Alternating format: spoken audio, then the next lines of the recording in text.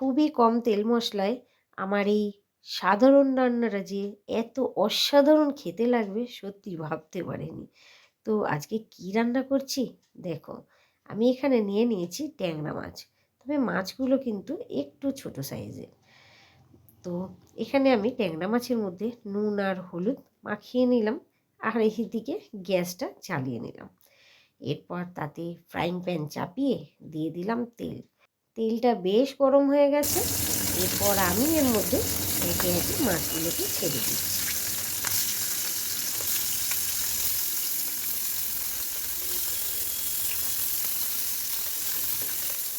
সব মাছগুলোই আমি এর মধ্যে ছেড়ে দিলাম।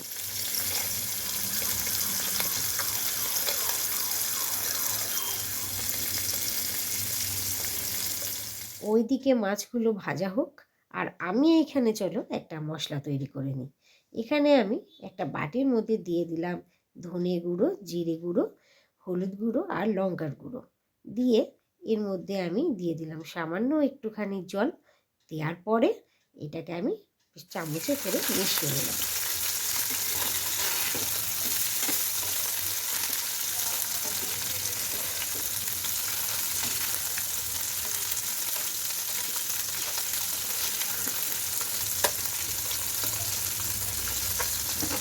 মাছগুলো এক পিঠ ভাজা হয়ে যাওয়ার পরে আরেক পিঠ আমি উল্টে দিয়ে হালকা করে ভেজে নিলাম।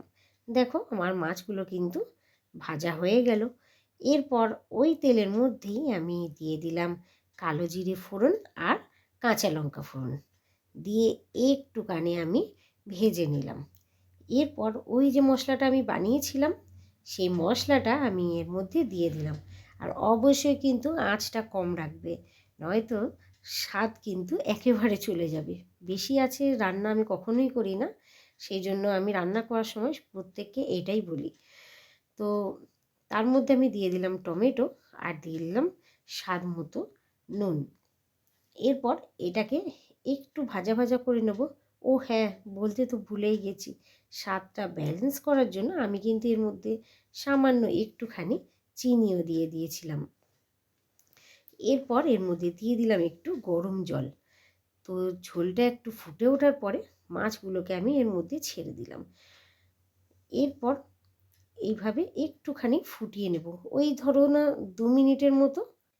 যে কোনো জ্যান্ত মাছ আমার দিদিমা ঠিক এইভাবেই রান্না করতো, আর তার স্বাদ হতো অসাধারণ। তো চলো, এরপর এর মধ্যে দিয়ে দিলাম ধনেপাতা কুচি। আর ধনেপাতা কুচি দেওয়ার পরে এত সুন্দর গন্ধটা উঠেছে যে কি বলবো।